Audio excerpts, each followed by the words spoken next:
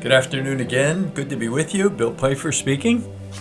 We're going to share a little bit today, some meat and potatoes, and then a very, very nice story that will touch your hearts. Today, the first sharing is from Teresa Avila, that PhD, that genius of the spiritual life. She's just a giant. But she would tell her sisters that she could really tell how far they had advanced in the spiritual life by the way that they dealt with forgiveness in their lives.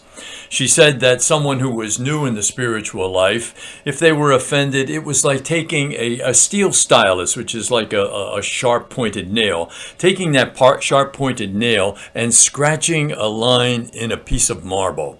She said to get that line out of the marble would take an awful amount of work, and it's not an easy thing to do. She said those who are a little more advanced in the spiritual life will forgive a little bit more quickly, and that's another indication that they're growing. And for them, the story would be to take that stylus and to scratch it into a piece of hard wood, like a piece of oak. You could get it out a little bit better and easier by sandpaper and so on. For those who advanced a little bit more, forgiveness would become a little bit easier. And she said that was like taking a stylus and running it through sand. You still have to do a little bit of rearranging to get the sand back to where it was. And lastly, she said those who are really advanced in the spiritual life, it's like taking a stylus and running it through water. They hardly recognize or notice that someone has offended them. The water just completely fills in right behind the stylus, and they move on in their life, hardly perturbed by the thing that experienced them.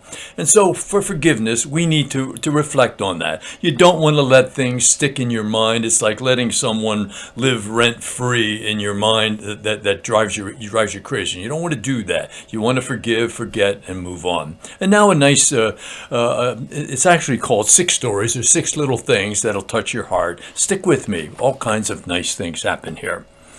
Number 1, once all villagers decided to pray for rain. On the day of prayer, all the people gathered, but only one boy came with an umbrella. That's faith. Story 2, when you throw a baby in the air, she laughs because she knows you will catch her. That's trust. Number 3, every night we go to bed without any assurance of being alive the next morning, but we set the alarms to wake up. That's hope. 4, we plan big things for tomorrow in spite of zero knowledge of the future. That's confidence. Story number 5, we see the world suffering, but we still get married and have children. That's love. Number 6, on an old man's shirt was written a sentence, I am not 80 years old.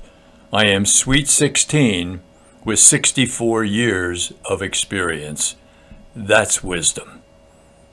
We want to have a happy day and reflect back on these stories. Continue to take charge of your own spiritual life. And one of the ways that you can do it, even during this Lent, is by checking some of the movies that we do suggest. There's one that we mentioned before, Sister Claire, All or Nothing. Nice movie. It'll touch your heart. It'll lift your spirits. It'll give you a sense of beauty and richness. She's a wonderful person. You'll really love the story. And it's not mushy or whatever. You really enjoy it.